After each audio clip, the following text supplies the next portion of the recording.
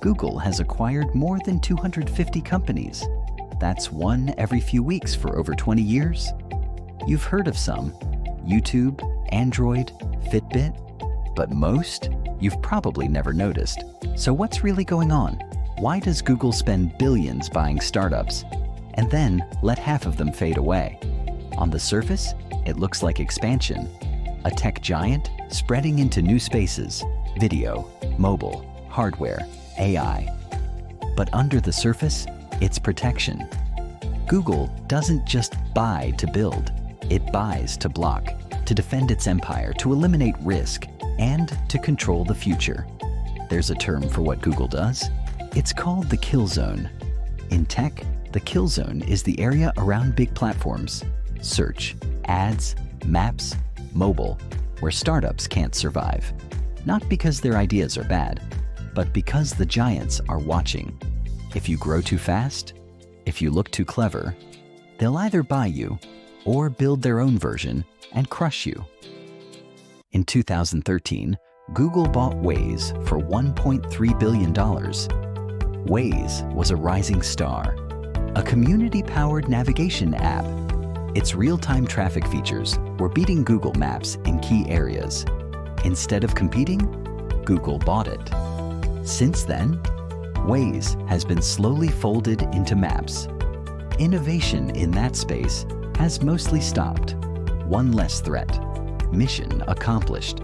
But Google doesn't just buy what's winning. It buys what might win tomorrow. That's how it stays ahead of the curve and ahead of competitors. It doesn't matter if a company is profitable today. What matters is whether it has the potential to challenge Google's dominance 5 years from now. Not every deal is about the product. Sometimes, Google just wants the people. When it bought DeepMind in 2014, it wasn't for a product. It was for pure AI talent. DeepMind would go on to create AlphaGo, AlphaFold, and other breakthroughs. Today, Google uses DeepMind to power search, ads, and cloud systems. Competitors? Still trying to catch up. And hey, if you're learning something new right now, hit the like button to help this reach more people who love business stories. Every click really helps. Let's talk about Nest. In 2014, Google also bought Nest, the smart thermostat company. Nest was sleek, growing fast, and in millions of homes. By owning Nest, Google didn't just sell gadgets, it gained access to homes, to user behavior, to data. It embedded itself deeper into everyday life. The more places Google touches, the harder it becomes to compete. Why fight a giant when it already knows your customers better than you do? And it's not just hardware. Google buys AI startups, ad tech firms, cybersecurity companies, voice platforms, anything that might enhance its reach or reduce future threats. It's not just a company. It's an ecosystem absorbing whatever it needs to survive and grow. Over time, a pattern emerges. Google spots a rising company. The product is either a threat or a useful asset. The acquisition is fast. The press is excited. And within months, the startup is either quietly shut down, absorbed into another Google product, or completely forgotten. We remember the big names, but behind them, hundreds of ideas have simply disappeared, and with them, maybe the next big innovation too. Regulators are starting to push back. The US and EU have launched multiple antitrust investigations against Google.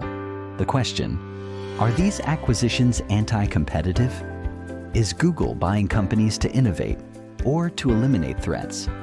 And more importantly, what happens to innovation when all the best ideas get bought before they can compete? When the future of tech is being quietly rewritten by corporate strategy, not consumer choice? Google's real power isn't just in search, it's in prediction, seeing what's coming and buying it before it becomes a problem. Some call it smart business, others call it silent domination. Either way, the next big idea in tech might never see the light of day, because Google already owns it. If you want more stories like this, where strategy meets power, then subscribe to BizVault right now. And don't forget to like this video so we can keep uncovering the real moves behind the world's biggest companies. There's more in the vault. You don't want to miss what's next.